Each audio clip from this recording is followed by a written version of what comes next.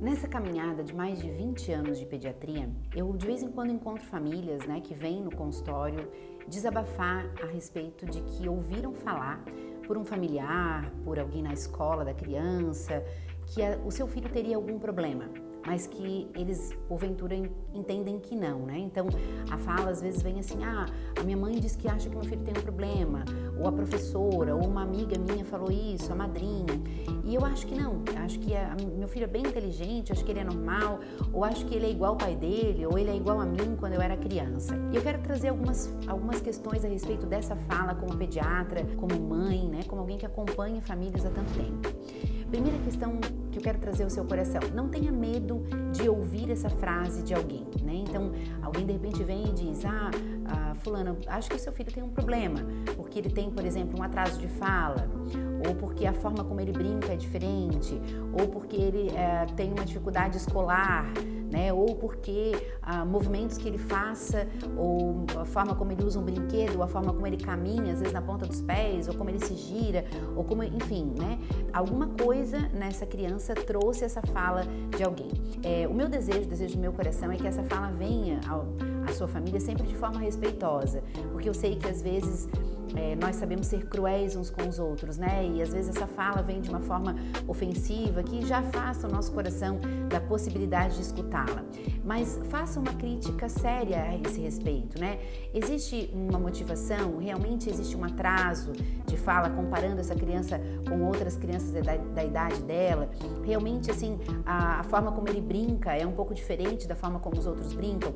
Escute, acolha essa fala, não no sentido de limitar o seu filho a um diagnóstico ou ao que os outros dizem, mas para procurar ver se de repente, de alguma forma, a gente não está com uma expectativa baixa a respeito dele, Então, principalmente depois dessa época da pandemia, que as crianças ficaram muito dentro de casa. Hoje a gente tem menos filhos, do que costumava ter. Eu tenho uma só, por exemplo. E às vezes a nossa comparação, ela é limitada, A criança fica mais dentro de casa com a gente não tem muito contato com outros, então a nossa régua, digamos, na hora de medir se isso é esperado ou não para a idade dela, fica um pouco prejudicada. Então converse com o seu pediatra a esse respeito, Ouça essa fala, procure ouvir a esse respeito. Se você se sentir um pouco ofendido, não tenha medo de dizer, olha, a forma como você falou me deixou um pouco chateada, mas ok, recebi o que você me falou. Mas assim, não tenha medo de receber essa fala e de analisar a esse respeito.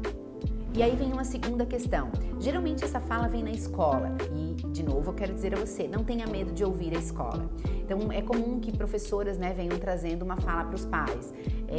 Eu vejo que o seu filho, por exemplo, tem um pouco de atraso. Você já falou com o seu pediatra? Ele tem uma dificuldade de se expressar na escola. Não tenha medo de escutar a escola. Ainda ontem eu estava num grupo de mães, numa palestra que eu estava dando, e a mãe comentou para mim de que o seu filho estava na 5ª série já, veja só, uma criança até um pouco mais velha já. E essa mãe disse que a professora comentou com ela de que entendia que a mãe, ela acabava fazendo muito tudo por aquela criança, Ela levava o material para a criança, ela lembrava as coisas que tinha que fazer, ela lembrava das tarefas, ela organizava a agenda dessa criança e ele estava ficando muito dependente das ações dela para que as suas notas fossem razoáveis, E a mãe acolheu essa fala e percebeu realmente que ela estava sendo muito, muito na frente, fazendo tudo pela criança. A criança não estava assumindo as suas responsabilidades já na 5ª série. E ela deu um passo atrás, ela contou que no começo ele teve um pouco de retrocesso, no desempenho escolar, mas daqui a pouco ele começou a assumir as suas responsabilidades e hoje, já está se formando no fundamental e está indo super bem no colégio. Então, não tenha medo de ouvir a escola. De novo, eu espero que essa fala venha de uma forma respeitosa, eu espero que essas professoras saibam como falar com você, com a sua casa, os pais dessa criança e com a própria criança e não estigmatizem ela, mas que tragam isso por amarem, essa profissão e por perceberem que essa criança precisa de ajuda de alguma forma. Mas não tenham medo de ouvir a escola da mesma forma que a gente falou em relação a pessoas da família ou seus amigos, que possam trazer alguma informação a esse respeito. Lembrando, gente, que a escola, ela tem um parâmetro, de várias crianças daquela mesma idade que estão sendo expostas à mesma situação, Então, por exemplo, a escola às vezes vai trazer assim, olha, eu tenho 20 crianças aqui da mesma idade, mas eu só não consigo, por exemplo, que o seu filho participe da brincadeira de roda, Ou, puxa, todas as crianças na idade dele já se comunicam bem, já falam de forma que a gente entende o que eles estão falando e eu não consigo entender ainda o que o seu filho está falando. Então, ele acaba se sentindo prejudicado, ele acaba ficando chateado porque a gente não compreende a fala dele. As outras crianças veem, a gente não entende o que ele fala e daí ele já se retrai mais ou ele fica agressivo. Então, não tenha medo de escutar o que a escola diz, trazendo por último, né? Então, o terceiro ponto dessa minha conversa com vocês nesse vídeo de hoje é trazendo isso para uma avaliação profissional.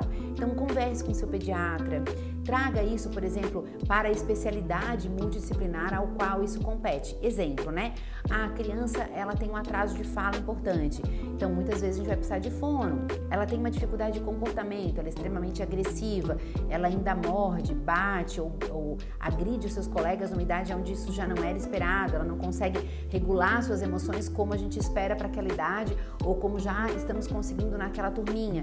Então, talvez eu precise de avaliação psicológica junto, né? Terapia ocupacional, quando a gente tem uma intensa seletividade alimentar, uma dificuldade muito grande em lidar com texturas, né? Com brincadeiras, com atividades como escovar o dente, tirar o sapato.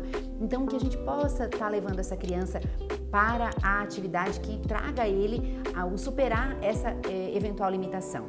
Mais importante do que dar um nome a isso, né? Isso é um diagnóstico, é um transtorno, é só uma fase, está acontecendo porque ele acabou de entrar numa escolinha nova e a outra turma já estava mais integrada, ou a gente está passando por uma dificuldade em casa, ele foi prematuro. Muita coisa pode estar envolvida com essa situação do seu filho, né? E às vezes quem traz informação para você não tem essa visão completa, mas você tem, né? E você tem então esse direito e vou usar uma expressão até um pouco mais forte, esse dever, de levar essa criança para que ele tenha acesso o quanto mais cedo possível a uma avaliação profissional. Porque mais importante do que a gente dar um nome a isso é a gente trazer essa criança para a avaliação multidisciplinar profissional que vai ajudá-lo a superar qualquer limitação, tá bom? Espero que vocês possam receber essa fala com o seu coração aberto, né? Porque a gente tem uma coisa em comum, a gente quer o bem das nossas crianças. E é para isso que eu tô aqui, toda semana, trazendo um conteúdo para sua família. Se você ainda não se inscreveu, se inscreve aqui, maratona os outros vídeos. Tem muitos vídeos a respeito de atraso de fala, atraso de linguagem, questões de comportamento, que eu tenho certeza que vão ajudar um pouquinho você, tá bom? Um beijo para vocês e até a próxima.